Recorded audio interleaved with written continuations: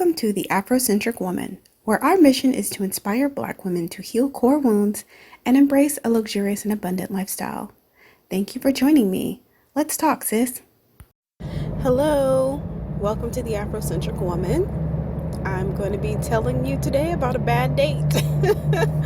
I haven't had a bad date in so long. Oh my goodness. My vetting process and my screening process has improved so much so that I have only had good dates or great dates or wonderful dates. So from good ranging to wonderful in like the past maybe 6 months or so.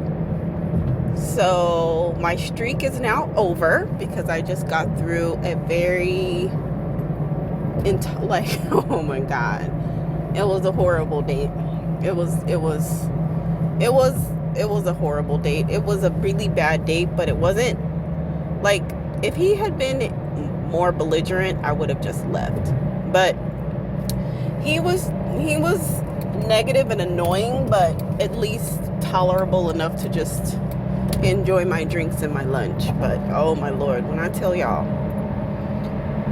So I met a man online and we have been talking for maybe, I don't know, 2 or 3 weeks. I'll have to go back and look and see, but let's just say a ballpark of 2 weeks on the app.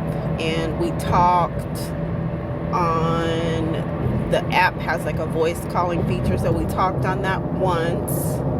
And we had talked about, so maybe it was like 3 weeks. Yeah, because I know like last week we talked about going on a date this week. So I probably checked in with him like Monday saying, hey, was there a day that we talked about? What did we talk about going out on like a Thursday? And then he said, yeah, wherever you want to go is fine with me. So I thought, okay, that was sweet, because you know what? I kind of ignored my intuition. My intuition was like, I don't know about this guy. Talk to him on the phone one more time. Just one more time. And I meant to do that yesterday or day before yesterday. I meant to talk to him again. And instead of talking, I sent the message saying something along the lines of, hey, didn't we discuss, or did we throw around a couple days for our lunch date? Was it Thursday? And he said, yeah, Thursday's great. Anywhere you want to go. And so I said, okay, well, let me pick a place. And I picked the place and I picked the time. So, and he said, okay, wonderful, that's fine. And so I thought, okay. I didn't call. I should have called. My intuition said, call this guy one more time. And I just didn't do it. I ignored it. So it's not wise to ignore your intuition, because if I had probably called him like my intuition told me to, and I talked with him again, I probably wouldn't have gone on this date, because I can't get my time back.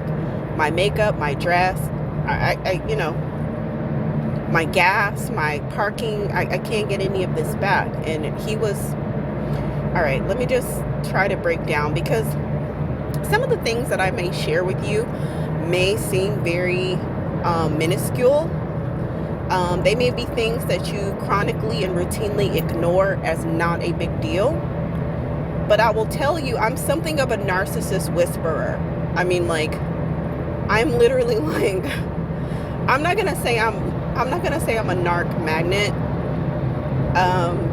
but I have a lot of experience dealing with narcissistic males, a lot, and I can spot them very quickly. And I don't need to get deep into a relationship, and it just dawns on me that, oh my God, I'm dealing with a narcissist. No, I can usually tell very quickly.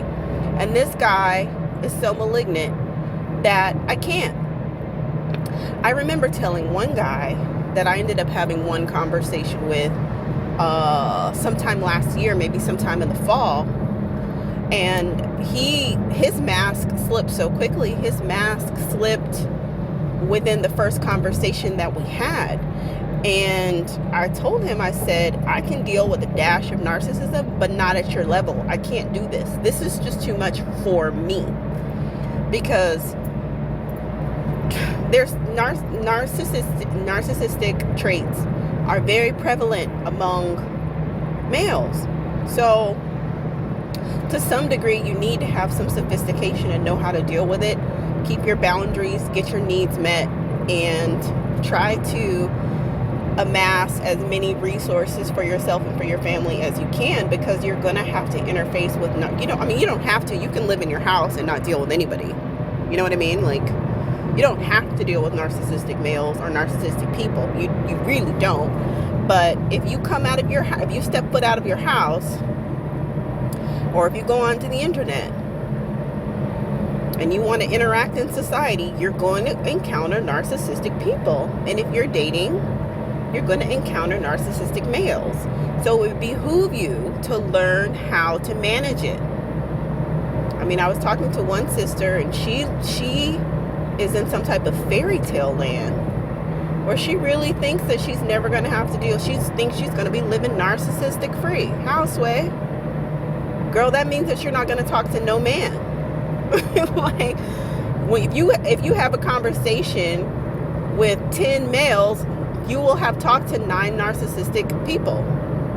You might have one normal guy out of the 10, one regular human, and the rest of them are super high. Like, narcissism does have a spectrum, but you're going to, like, 9 out of 10 are going to have a lot of narcissistic traits. So I encourage every woman to learn how to deal with narcissistic people and men if you're in the dating phase. So we plan, the restaurant is not a 5-star restaurant. I didn't get a sense that this guy was too wealthy, because guys front, you know what I'm saying? So he did take some pictures on his profile of him, like in, like, I think like a Gucci store or something like that. But I was like, I really didn't get the impression that he was super wealthy. So I didn't choose a 5-star restaurant. I chose like a 4-star restaurant. Like, it's still a nice place and a nice neighborhood. It's just, I kind of wanted to temper myself because I just didn't get a good feel for him. Keep in mind, I only had one phone conversation with him. I didn't even have one of the voice app conversations. I didn't have a good feel on his income and wealth. So that's why I chose that restaurant, and plus I also like it. So that's another bonus. So he agreed to the restaurant, he agreed to the time, and we agreed on the day. I got there before him, which is not a good sign. And he kept, like, okay, so let me tell you before I get into the date. I have a new tactic. I have a new procedure, basically, with my dating partners, to where I will not give out my phone number until I meet you in person. So it kind of like gives them something to look forward to. But it's not the situation where guys just randomly text me their number. Hey, text me here, call me here. I don't do that. I'm sorry, sir. Ask Pick Misha, ask Mamiana, but I won't do that. I have my procedure that I follow, and that you cannot break me out of my procedure. And that has been my procedure thus far, and it's working. It helps me see who's patient. It helps me see who recognizes my boundaries.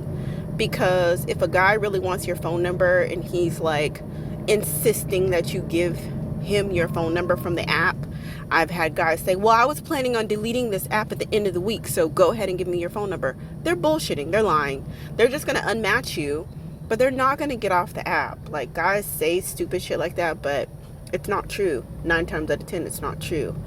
So when they say stuff like that, I just ignore it, because if you want to delete the app, that's on you, brother. But that's not going to rush me to do something that I don't want to do.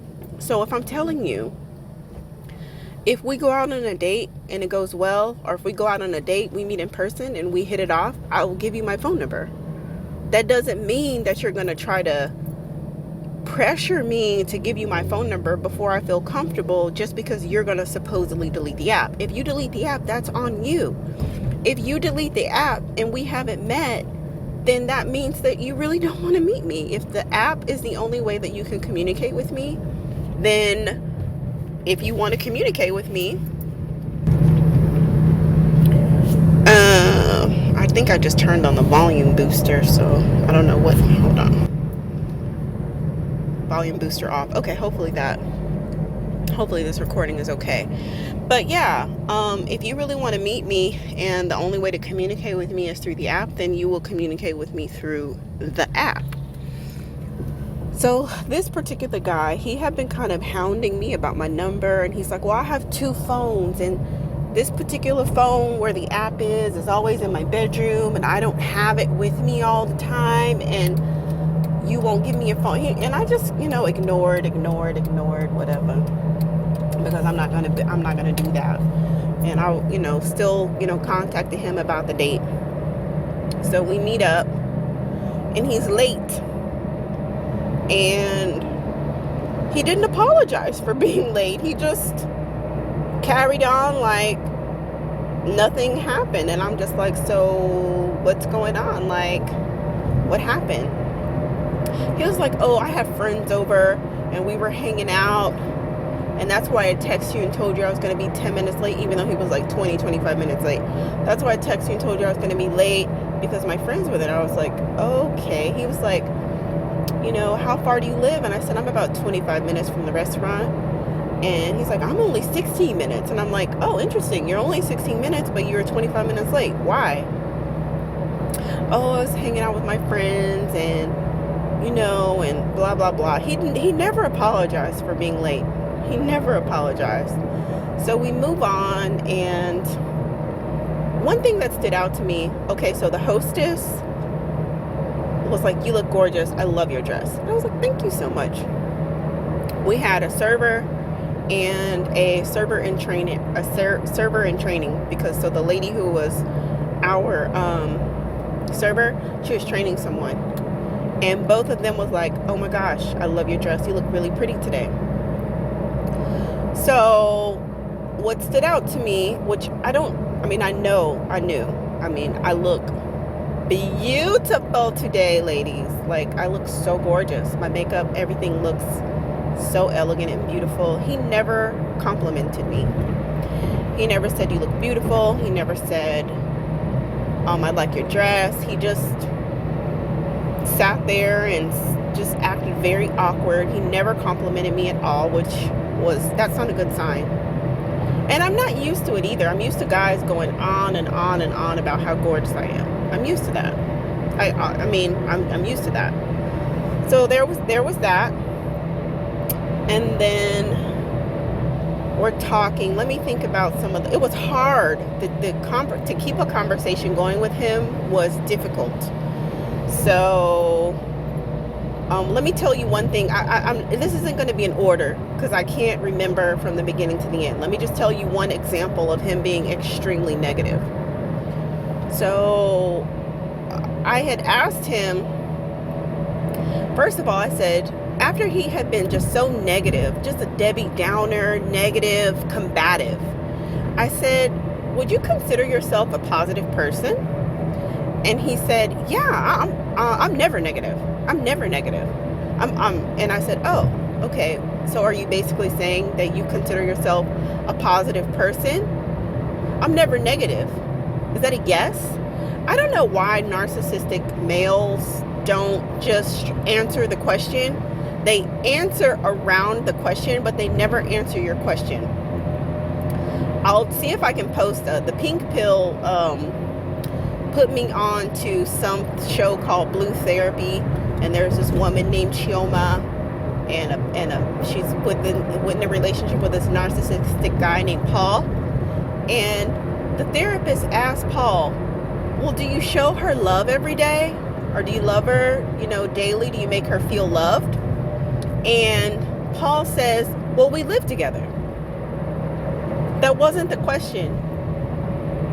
You see, that wasn't the question. The question was, do you show her love every day? It's a yes or no question. Yes, I do, or no, I do not. And for whatever reason, Narcissistic males do not like answering questions straight up. They answer around it. They don't. I think it's for them. It's a control thing. So for you, the regular person, you're just making conversation, trying to get to the bottom of things, trying to have a conversation that flows. And for them, they like to be in control. So when I asked him, do you consider yourself to be a positive person? It's a yes or no question. Instead of him saying yes or no, he says, I'm never negative. Okay. So I'd asked the question a few times to get him to answer, and he kind of said yeah, but he really didn't say yes. He was sort of hinting at, I'm a positive person.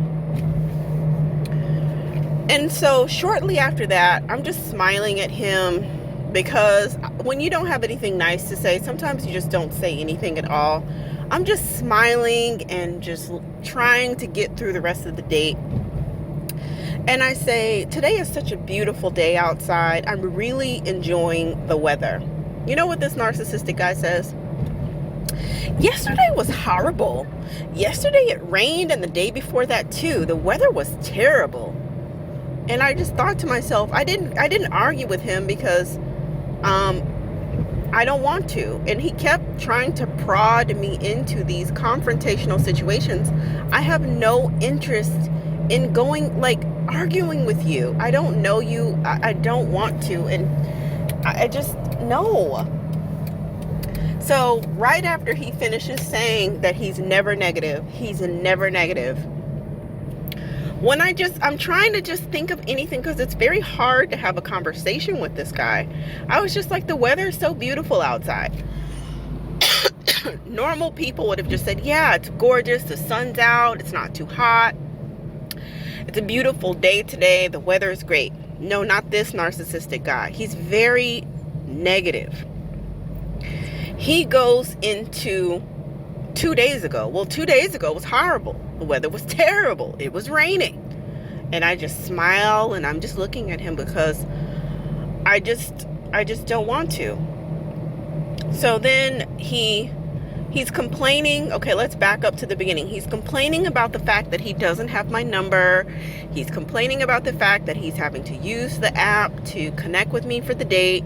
I'm just, smiling. And I told him once, well, I figured if you really wanted my number, you would just ask for it in person. He skips over what I say, and he's still complaining about the fact that he doesn't have my number. I say it again. Well, I just figured, we could, you could get my number on our first date, should you ask? And he just kind of doubles down on complaining. I move on to a new subject, like, okay, you don't want to ask for my number, let's move on. He's like, well, you're going to give me your number anyway today, right? And I just was like, you see the haughtiness and the arrogance? Like, you cannot humble yourself to ask me for my number. You can't be the gentleman and just say, hi, AfroCentric woman, you look beautiful and I would like your number. No, you can't do that because you're too negative and malignant. So you have to you have to try to prod yourself and put yourself in a position whereby I just offer up my number, this is the thing that I've noticed over the years with narcissistic guys. They'll kind of dangle something in front of you and expect for you to fill in the blank, and they expect for you to take up the slack. So he kind of mentions that I should do it, but he doesn't ask, even though I told him I'll give it to you if you ask. But he doesn't do it. He doesn't ask because he's too negative. He's too malignant to do it. So he doesn't. Whatever. So I move on. That's fine, because I'm thinking I don't want to give you my number. When he came and he sat down, I'm thinking to myself, he cannot afford me. That's what I thought. This guy can't afford me. This guy can't afford me. And the attitude only made everything worse. Because just because a guy is of modest means doesn't mean that the date's going to be horrible. As long as you're positive, you have good jokes, and those types of things, I think it's salvageable. But you pulled up, like, he's put his keys down, and I saw he drove a Toyota, and then, like, his nails, I was like, ooh, it looks like he did his own haircut. I was like, oh, this isn't, I don't know if this guy can afford me. But that's no reason that the date is horrible. It was the attitude that took everything over the top. Like, you have a really, really bad attitude. Let me see if I can think of anything else besides the weather. Okay, so I ordered, towards the end of the date, I ordered a decaf coffee. And the lady just, or whoever, because I stepped away to go to the bathroom. And when I came back, it had arrived. And he said, and I was like, oh my gosh, all she brought was the coffee, but no sugar and no cream. And he was like, well, you don't just drink it like that? And I just thought, and I know these things, I'm sorry, y'all, I know these things sound so minuscule, but in my eyes, a man would not nitpick at you. So if you're like, oh, I didn't get cream and sugar, a man who wants to be attentive to you, he's going to be like, oh, babe, let me get her, or let me go to the bar, or I'll get the waitress attention. I'll get you what you want. He was like, oh, you didn't ask. And then he's like, well, you only said coffee. You didn't ask for the cream and the sugar. You can't just drink it like that. And I looked at him and I just said, well, I prefer cream and sugar. Well, you didn't say that. You said just coffee. You got just coffee. You got what you asked for. And at this point, I'm just looking and smiling and looking. Did my best throughout this date to try to make, well, towards the end, I just started smiling and nodding because I knew that I was never going to see this guy ever in my life again. I was asking him about sports and what he likes to do, if he had siblings. And he said he had 2 other brothers, and I asked, oh, how was that growing up for your mother to have so many men in the house? How did you guys manage? And, I'm just trying to make small talk on a first date, and every step of the way, he just made everything so challenging and difficult, and he never complimented me, not one time. And then as we're getting ready to wrap up, he tosses his phone. Well, he doesn't, he kind of tosses it, kind of sets it down in front of me and just like looks at his other phone. And I don't touch his phone. And then the phone rings, and then he picks up the phone and talks on the phone. And then he said, I put that phone there for your number. And I was like, oh, okay. He was like, so, and then he just set it back down again. And I looked at the phone, and I didn't say anything, and I didn't touch the phone. I didn't even touch his phone. And he was like, so just put your number in there. And I was like, oh. So I said something along the lines of, that's how you would ask for my number? And he was like, well, you said you'd give. I was like, well, anyway, you want to get the check? Or like, we're trying to close. I'm trying to get out of there, y'all. I'm trying to get the fuck out of there. And so he took his phone back again. We get ready to walk out. And he's like, well, I'll walk you to your car. I was like, no, thank you. I was like, no, you're good. I said, you don't have to walk out, because I parked in the parking garage. He parked on the street. I was like, no, don't worry, because I parked so far. Like, don't. Normally, I would have a man escort me to my car, but I know that I'm never going to see this guy again. And there's no reason for him to know what my car looks like. There's just no reason for that. So I was like, no, don't worry about that. And he was like, oh, about my number. And I said, I'll text you on the app. He's like, well, I'll see you again. And I was like, I'll text you on the app. I will text him on the app, but it's only going to be to let him know that I'm not interested in dating any further. He lives in a city in the north part of the suburbs. And he was like, well, once you finish work, if you're just driving that way, then, then that's cool, to my city. Let's say he lives in, I'm just going to make up a name of the city, Meekersville. Well, and I live 40 minutes from Meekersville. I don't live I'm just making up a city name, okay? And I live 40 minutes from Meekersville. Meekersville is on the north side of town. He's like, well, once you finish work, if you're just driving up to Meekersville, then that's cool. And I was like, why would I be doing that? He was like, just in case you're in the area. And I was like, but why would I be doing that? He was like, well, if you're not doing anything, we can just hang out. I mean, I was thinking about going to go get some liquor and you can just, like if you just want to hang out. And I'm like, what the fuck is wrong with you? Why on God's green earth would you think I would want to come to your place and drink alcohol? You're delusional, brother. You are really insane. I don't even want to be sitting here with you, let alone in your home with alcohol. No. You're rude. You are mean. You are not a gentleman. You don't even excuse yourself. You don't apologize for arriving late. You don't even have the decency and the chivalry to ask me properly for my number. You are rude and negative. Why would I don't want to spend one more millisecond with you. Nonetheless, drive 40 minutes to Meekersville to your apartment with your friends who are probably as ratchet as you. No, thank you. I can't get this time back. The thing that I regret is I should have followed my first mind. My first mind was to call one more time, to have another conversation, to be sure that I want to invest into a date with this guy. And I forwent that feeling, settled for a text instead, and ended up at an 1.5-hour lunch that was miserable. When I tell you miserable, miserable.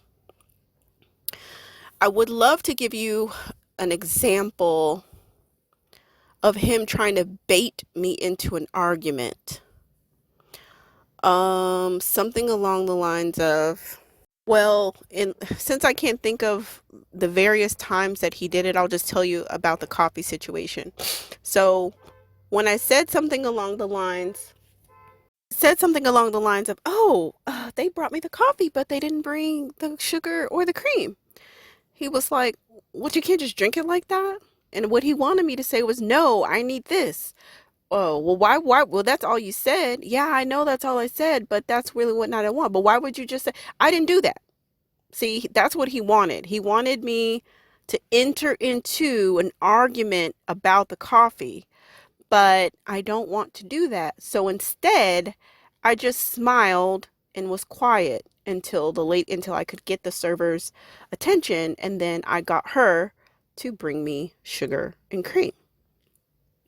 That's just one example, and I wish I could remember more. If I do remember more, I will record another video about other nuanced things about this date, because what I really want to do is I want to give you the insight that I have and the savviness that I have with dealing with narcissistic males.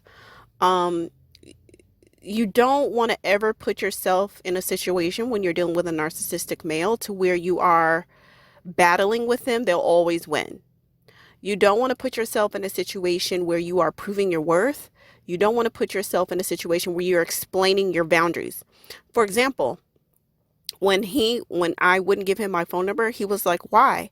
When he asked me for another date at the end, and I said, well, I'll text you on the app. And he said, well, every action has a reaction. Everything one does in life has a reason. So why not? So what he's basically trying to do is force me to give him information that I have, or I have this particular boundary. He wants to put me in a position where I'm explaining myself. Don't ever do that with a narcissist. When you have a boundary, I don't go out past 10. I don't go on this side of town. I don't do this. I don't do that. You don't have to explain anything about your boundaries. I said it what it is. And like, even with me saying certain things about the food, well, why? Well, why would you say this? Or why isn't this particular thing good enough? And I prefer this. I prefer that. I found that, like, I prefer, and fill in the blank is one of the most feminine things you can say and do. You don't have to explain your preferences. You don't have to. It is what it is. Either you can accommodate me or you cannot. Either way, we both win. You don't have to do anything, and I don't have to explain my preferences. I don't have to do that. I don't have to explain that to you. And there was just all these situations where I just prefer this, or I prefer to wait. I prefer to give my phone number in person.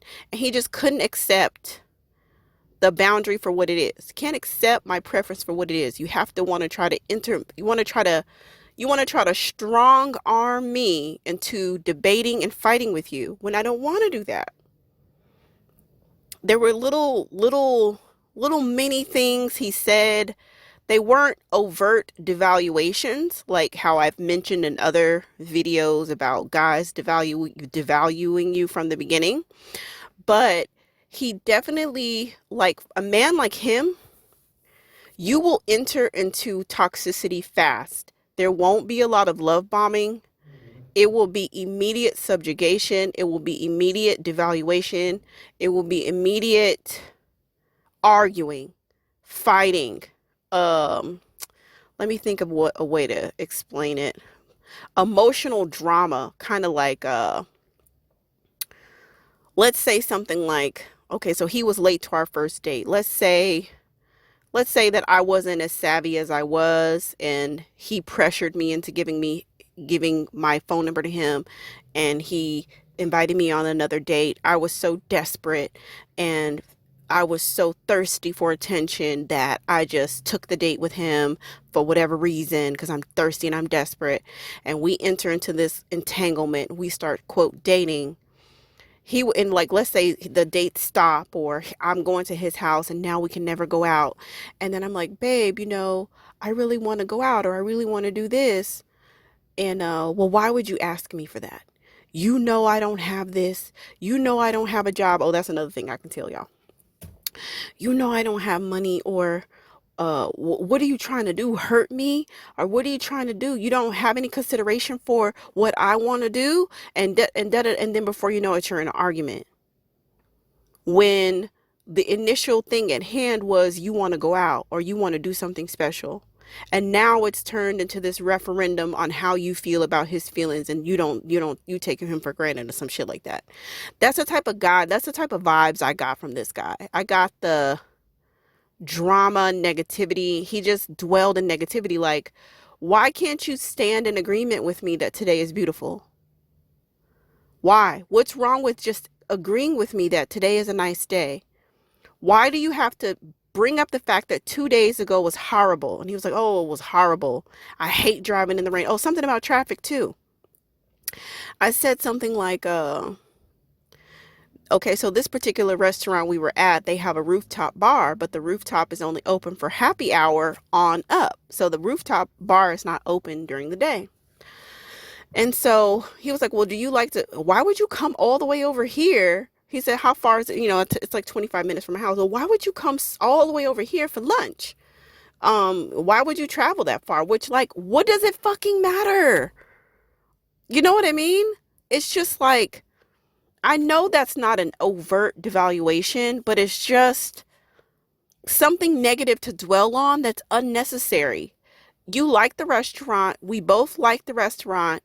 So why does it matter if I'm driving 30 minutes or 50 minutes? I'm the one who chose this restaurant, right? You gave me the ability to choose, and I chose this particular restaurant. So why does it matter how far I have to drive? Why does it matter? We're here.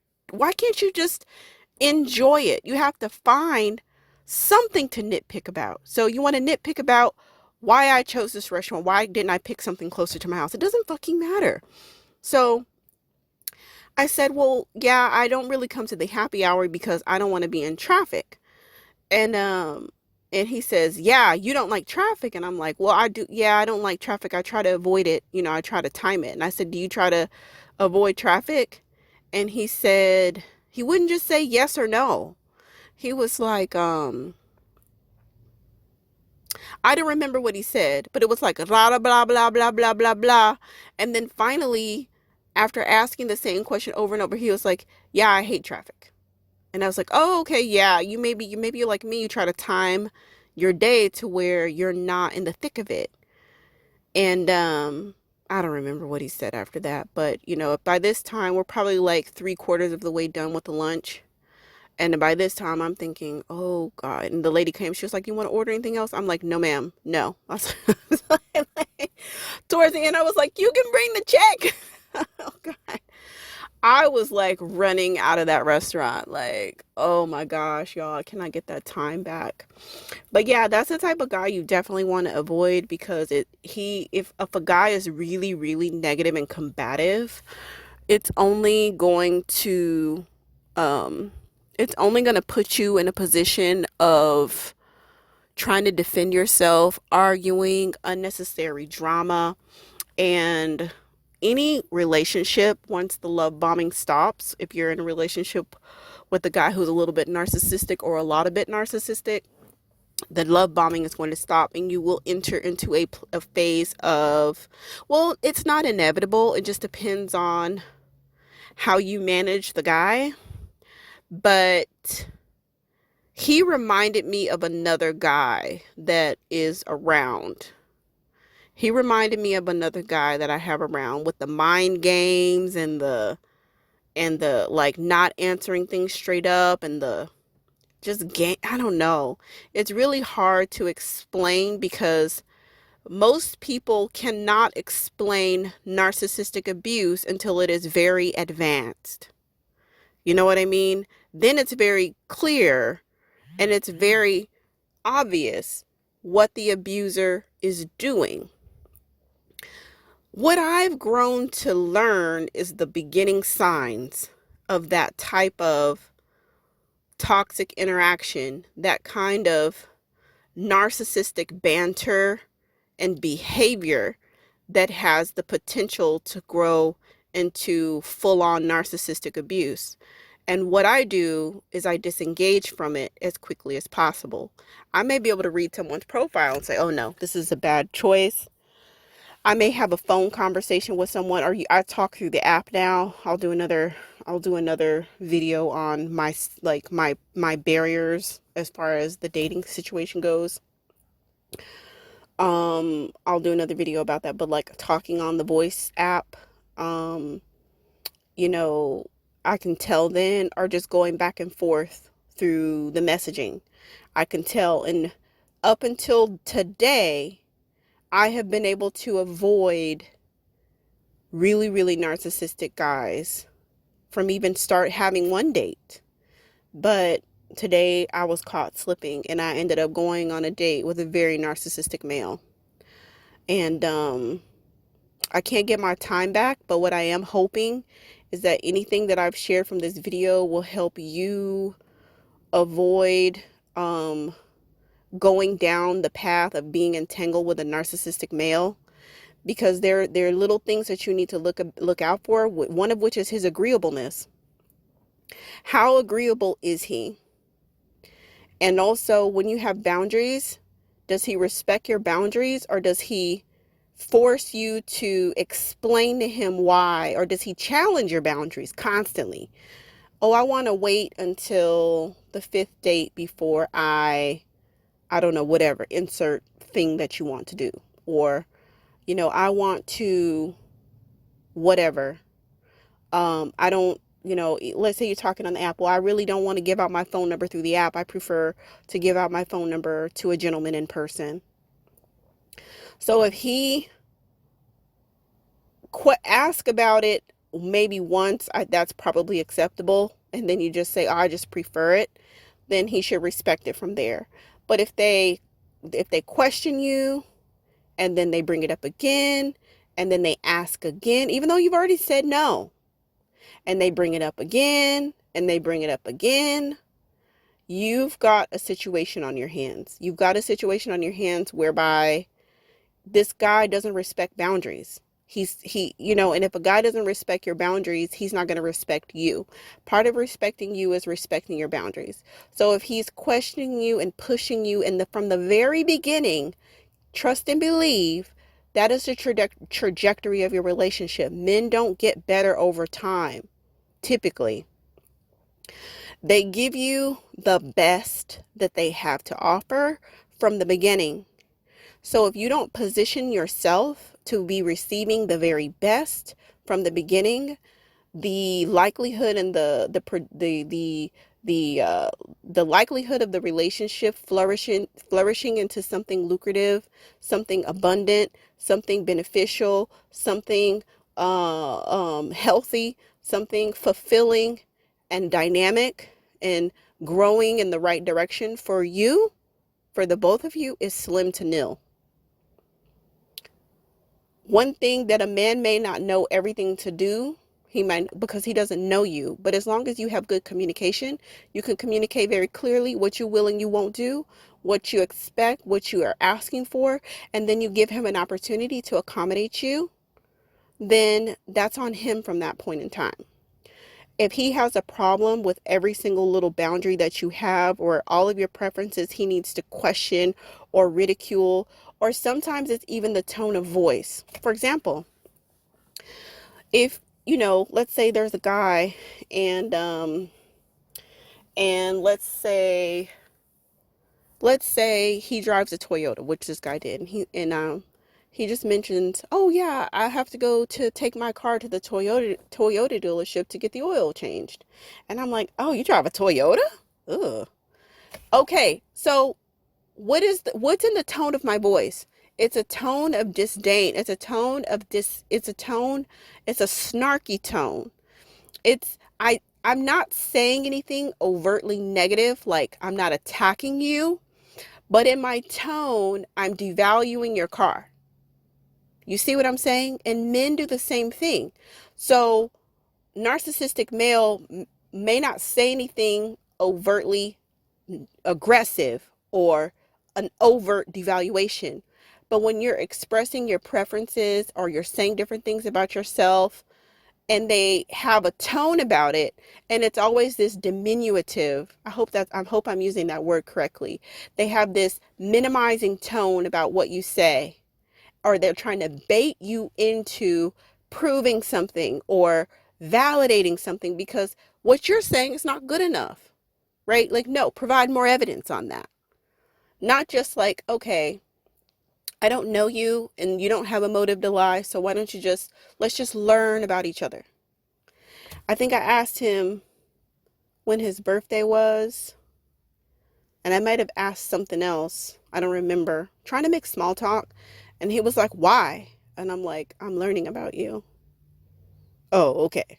It was just like, not like, it's just a normal question that anybody would ask on your first date. Like, oh, he said something about, oh, my friends with my birthday and we did this for my birthday.